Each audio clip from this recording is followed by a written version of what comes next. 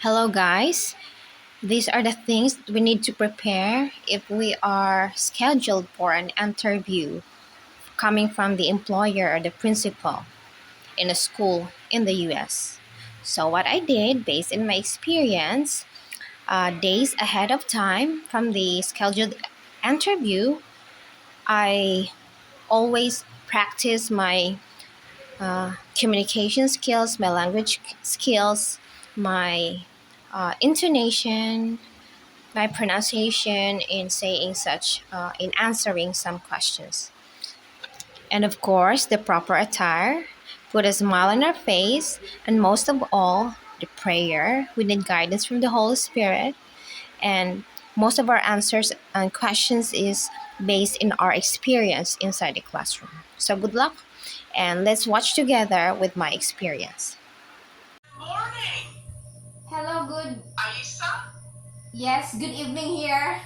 Hi, your microphone. You're muted. Oh, okay. Why is... Oh, hi. Good morning. Okay, I'm here. Hello. Good morning. How are you? I'm very good. Great. Good, good. Happy to hear that. And first off, I'm sorry. How do you pronounce your name? Is it Aisa? Isa. Aisa? Okay, Aisa. Good to meet you. Pleased to meet you too. Yeah. Well, thank you for meeting with us. I know that it's probably late at night. Yes. There, But it's okay. Well, thank you for staying up to meet with us. I appreciate it. How was your day? Very great. With my kids in the self-contained classroom here. Okay, nice, nice. Yeah, I was just reading that on your resume and such. It seems like you've had the same classroom for a little while, right? Yes. Okay, cool, cool. How many students do you have? In the self-contained, I have 10 students, and in the afternoon, as a resource room teacher, I have 8 students catering for the inclusive students in our district, in the whole district. Got it, I see, I see. Okay. Well, first off, and I have some more questions about that, but first off, I'm Okay. Milo. I'm an instructional coach with Spectrum. Okay. And then Margaret, I don't know if you want to introduce yourself as well. Yes, Hi, ma'am. I'm unfortunately, it seems like I might be having some technical problems, but you guys can't see me you can't see me right now, can you? Yeah, I'm having some challenges, sorry. But you guys can hear me, you can It's hear okay. me okay, right? Okay, it's okay, ma'am. Good. I'm Margaret Sellis. I'm the Assistant Vice President of Behavior Support, and I'm out in Northern California. It's very nice to meet you. Nice to meet you, ma'am. And yeah, Margaret, I was going to say, it could help if you want to just turn your camera off. Yeah, yeah. That could help with keeping it. Yes. Yeah. And there's internet issues, you know? Yeah, for sure. Which happened? Oh, okay, so why don't we start off with you just telling us a little bit about yourself and your experience and kind of what drew you to come and work maybe over at Spectrum or another school over in the United States. Okay, ma'am. Okay, by the way, I'm Isa Vera Olaso here in the Philippines, and I work as a Sped teacher here in the Department of Education for more than 9 years. And during my teaching experience here, I have encountered lots of challenges, especially in dealing with these kids and different types of the parents, like accepting the disability of their children, and also assisting their educational needs in their regular classroom, and also with my self-contained classroom. So in each of my students in the self-contained classroom and the inclusive students, I make IEP for each of them. So it's a very hectic schedule for me because I catered 18 students in this school year. Okay. Can you tell us a little bit about your students? First of all, can you talk to us about what are the most challenging behaviors that you have encountered? And give us some examples, please. Okay. There are children that is having their ADHD. We know that ADHD have a problem with their attention, and they tend to move around and short attention span. And then I also have students with autism. So let me first start with this ADHD student. So I have uh,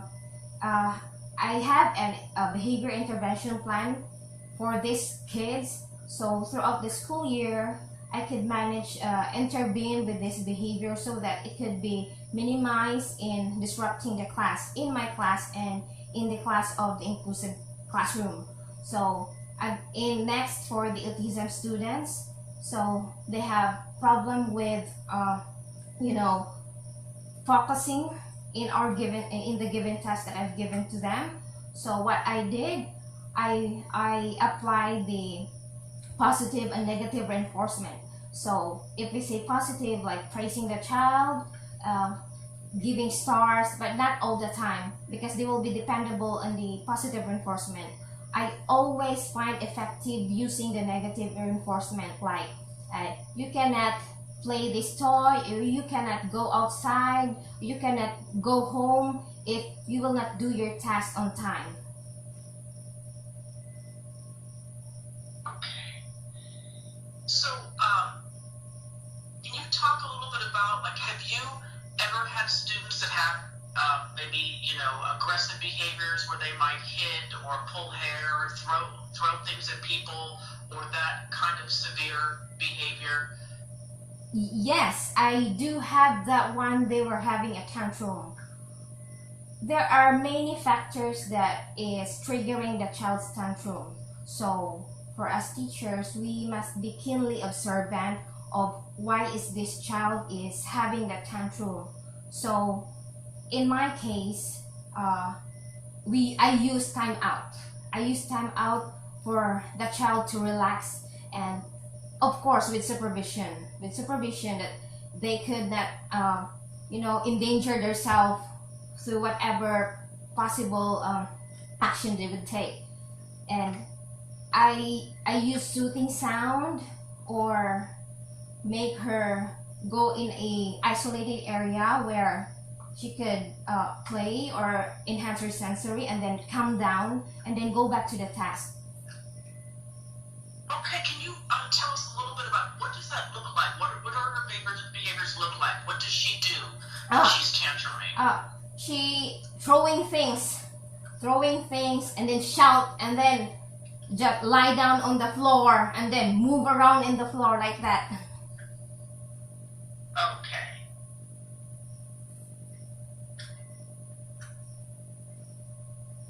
Thank you.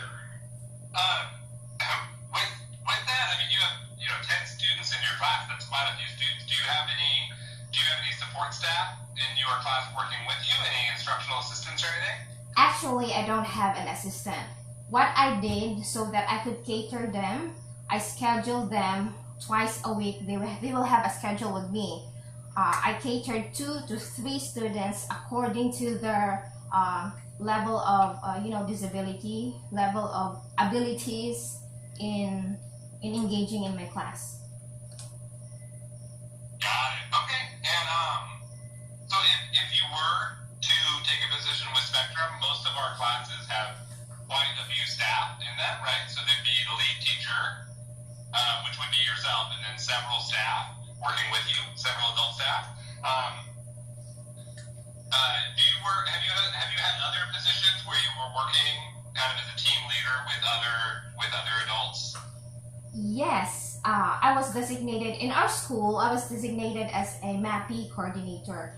MAPI means music, arts, physical education, and health. Oh, awesome. Very cool. And Okay. I was a coordinator in our school. So every activities that is coming from the division in the Department of Education, it will be my task to deliver it in our school. Of course, with the approval of the principal. Okay, great. And can you tell me about a time, did you ever have any kind of conflict with that, where you were doing something and maybe another adult disagreed, or was it always like a good relationship? I always ask them like a team. So I ask collaboration is the key for a successful implementation of the activities. Right, right. I agree. Collaboration is extremely important. Yes. Great. I've also seen that, so I believe you had your current position for 8 years, right? Has it always been with elementary age students, or have you worked with other ages as well? No, I work as a Sped teacher in a self-contained classroom for more than 8 years right now. I started as a lead special education teacher, classroom teacher for self-contained since 2013. So it's almost 8 years plus right now. Okay. And what are the age ranges or grade levels of the students you have experience working with? Okay, the age level we cater here in the Philippines in the Department of Education from 5 years old to 25 years old, and we have from kindergarten in the Sped classroom, right? Kindergarten to level 3. Yes. So you actually have students 5 years to 25 in one classroom? Yes, but I schedule them. Wow. So talk to us a little. Let's talk a little bit about teaching and curriculum and how did you manage to individualize lessons and programming for your students with such a wide age range? Yes. We have here in the Department of Education that we call K to 12, kindergarten to 12 curriculum guide for individuals with learning disabilities. That is transition curriculum. We have care skills, life skills, functional academics, and enrichment. Oh, great. Okay. Okay, and were you able to use that one curriculum with everybody? It really applied to all of your students? Not all, because as I said, there are students that is 5 years old, so right. other skills is not applicable for them. Okay. Can you talk to us a little bit about what your process is for doing assessments of your students' skills? What kind of assessments do you do in your classroom? In my classroom, I do a checklist. If the child is in the skills, if the child is met the goal in that skills, in that in the competency. That's okay. Competency in that skill. There are many competency in each of the skills. So I do checklist to monitor if the child is having progress or not. Okay. Great. I'm sorry.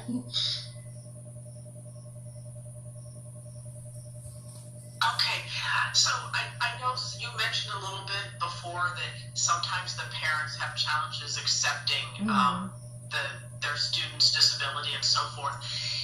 Can you talk to us a little bit about your experience when you've had challenges with parents and maybe they were angry and you had to diffuse them? Can you tell us about some of those conversations you've had and how you worked with those parents?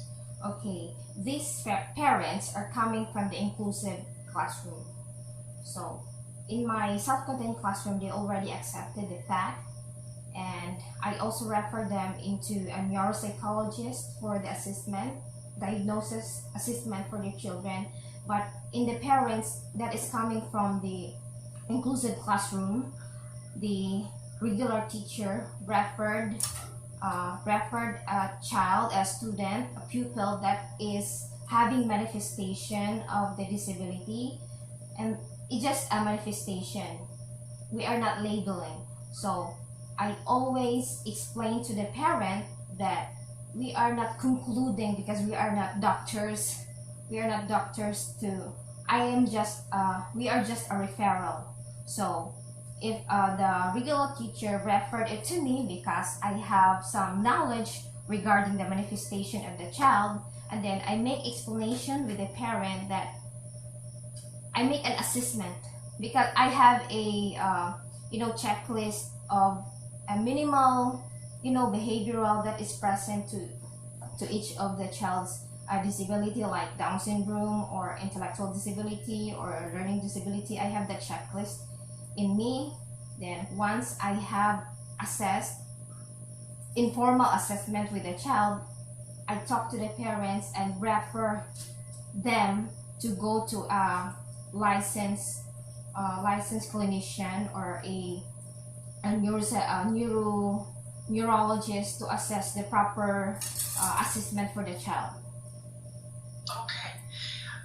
Have there ever been times, and it could be unrelated to their disability or whatever, but where you had an angry parent, a parent that was mad, and you had to talk them down and support them and diffuse the situation?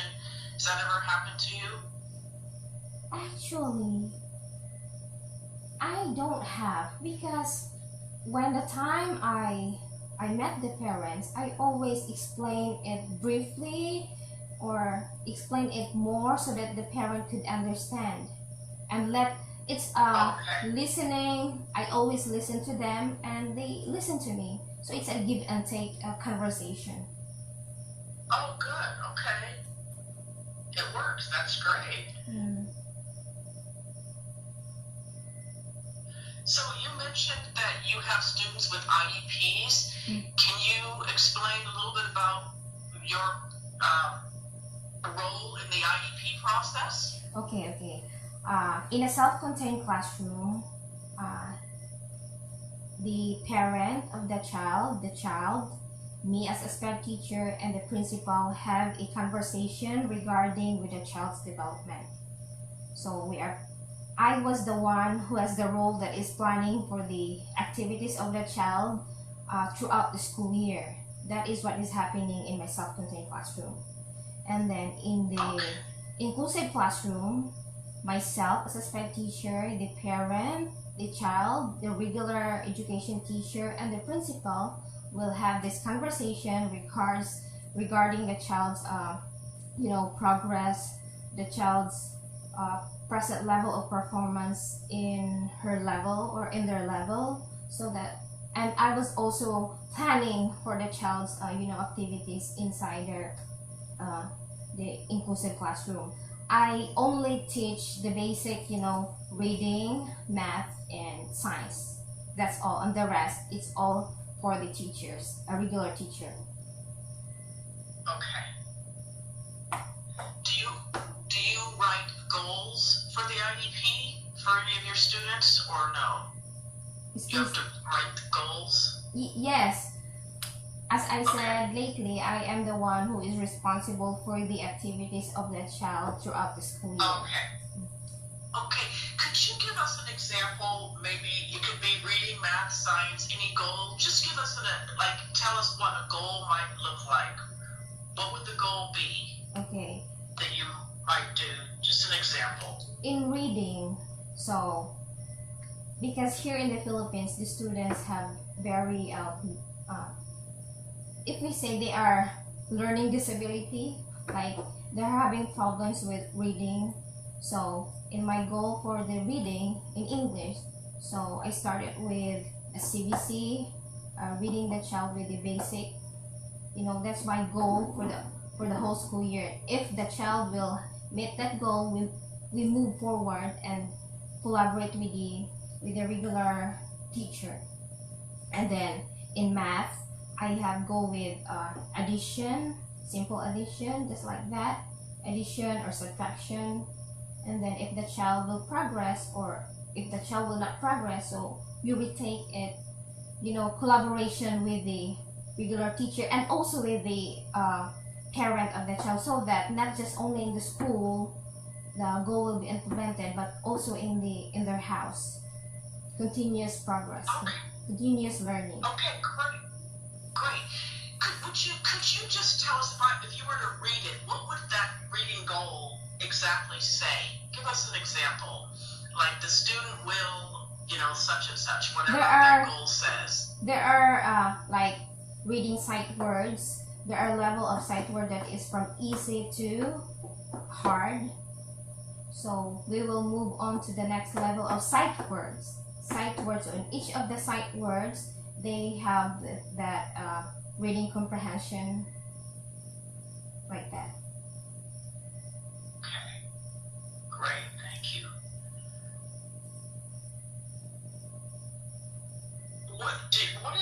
Do you have a preference of an age group that you like to work with?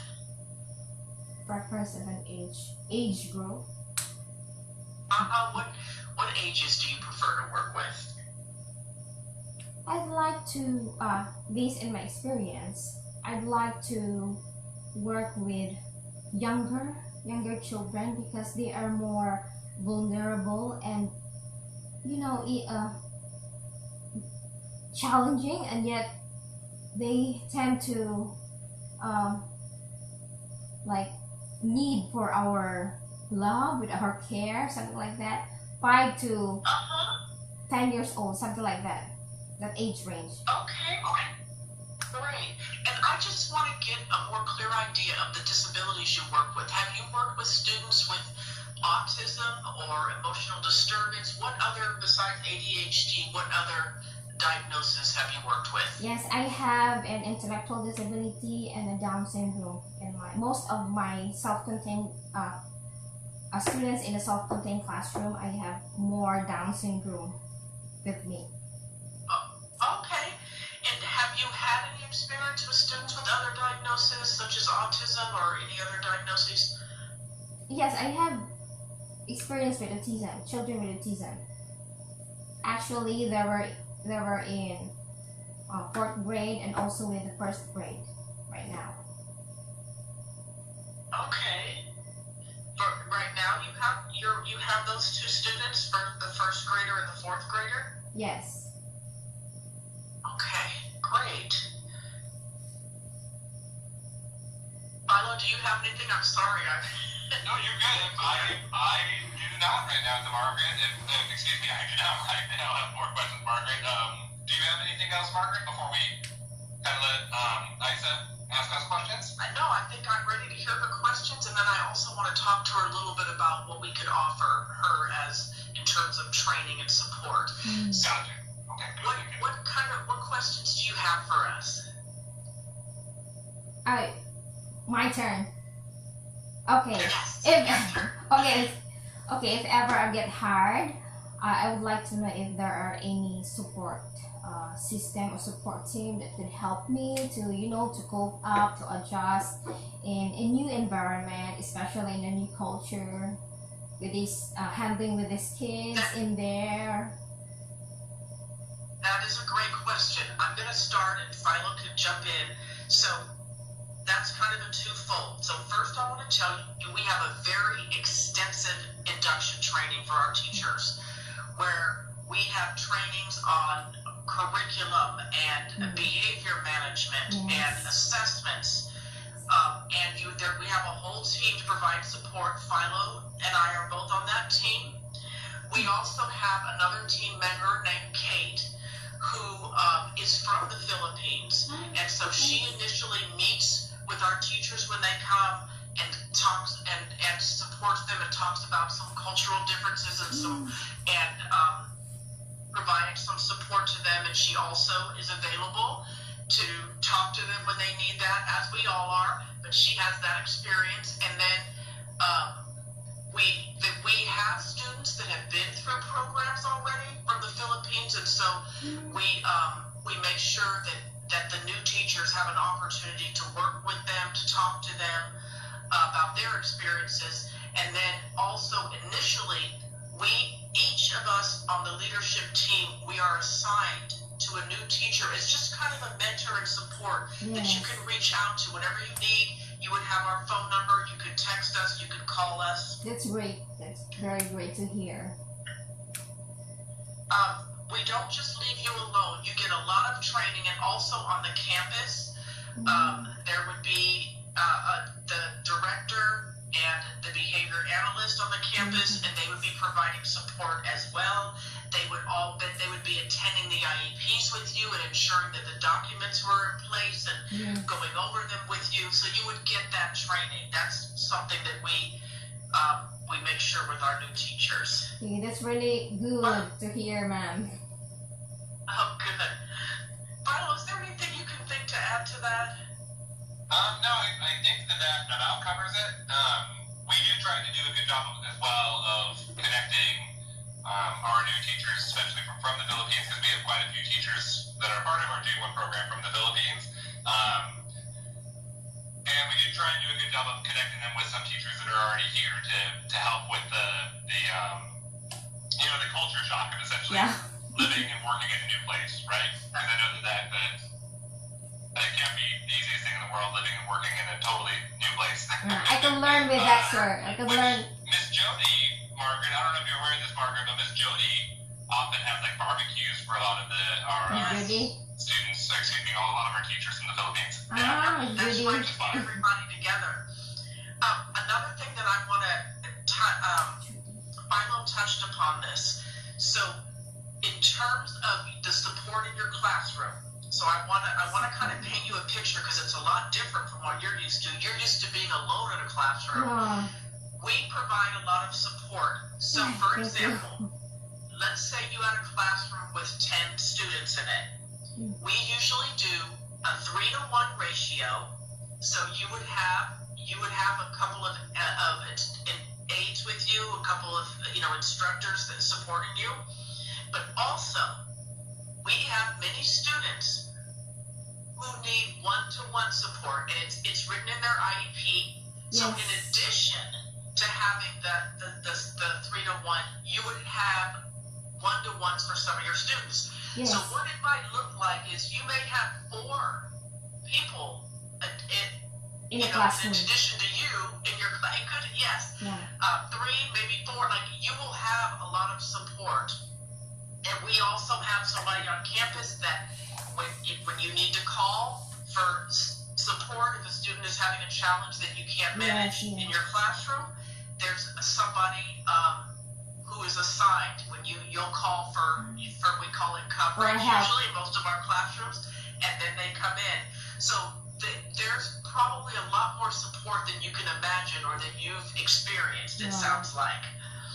So I just wanted to make sure that you know that, because that is something that we find that a lot of our new teachers are very excited about. Very good. Thank you, ma'am. Do you have other questions I said for us? I think that's all. Okay, great. Wonderful. It has been really a pleasure talking to you. And so I know that someone will reach back out to you. So thank you very much for taking the time with us today. I appreciate it. Thank you, sir. Thank you, ma'am. And have a great day. Thank you so much. All right. Take care. Bye. Bye-bye. Thank you, ma'am.